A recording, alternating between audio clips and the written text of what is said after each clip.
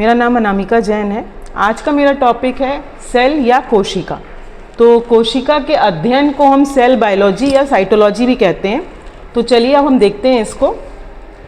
आज के इस वीडियो में हम जानेंगे कि कोशिका क्या होती है, कोशिका सिद्धांत क्या होता है, कोशिका के बारे में सामान्य जानकारी और कोशिका कितने प्रकार की होती हैं।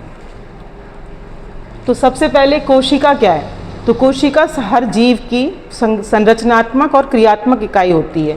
तो इंग्लिश में cell is the basic structural and functional unit of all living beings. इसकी खोज सर्वप्रथम रॉबर्ट हुक ने की थी 1665 में।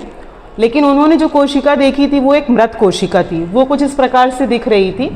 और जीवित कोशिका की बात करें तो इसकी सबसे प्रथम खोज एंटोनी वॉन लीवनहॉक ने 1674 में की थी।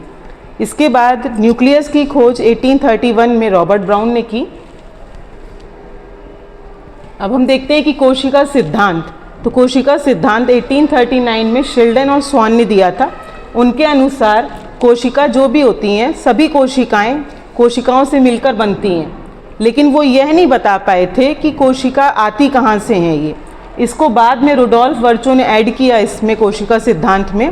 तो ये आया कि सभी कोशिकाएं पहले से ही मौजूद कोशिका या उनके उत्पादों से मिलकर बनी होती हैं। तो जो आज का कोशिका सिद्धांत है उसको हम इस प्रकार जानेंगे कि सेल थ्योरी जो है, all living organisms are composed of cells and its products. और second point, cells arise from pre existing cells. लेकिन कोशिका सिद्धांत के कुछ अपवाद भी हैं, मतलब जो सेल थ्योरी को फॉलो नहीं करते हैं उसमें वायरस आते हैं, क्योंकि वायरस में ट्रू सेल एब्सेंट होता है, तो वो कोशिका सिद्धांत का अपवाद है। इसके बाद अब सेल के बारे में सामान्य जानकारी। सभी सेल्स में न्यूक्लियस प्रेजेंट होता है और एक फ्लूइड मैट्रिक्स होता है जिसको हम साइटोप्लाज्म या जीव द्रव्य कहते हैं।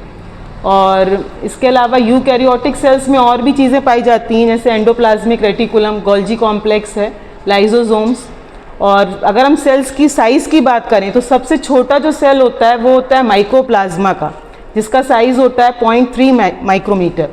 इसके बाद लार्जेस्ट की बात करी जाए तो वो शुतुरमुर्ग का अंडा है।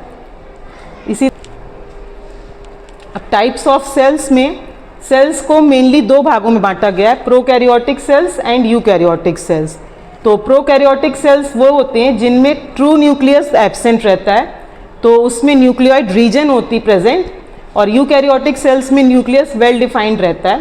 Prokaryotics mainly single celled organisms में हैं और यूकैरियोट्स में सारे ही मल्टी सेलुलर प्लांट्स, एनिमल सभी आ जाते हैं। तो आशा है आपको आज का ये टॉपिक समझ में आया होगा। तो इससे जुड़े कुछ क्वेश्चंस देखते हैं। सबसे पहला क्वेश्चन, हु डिस्कवर्ड सेल्स और which is the smallest cell known? Thank you.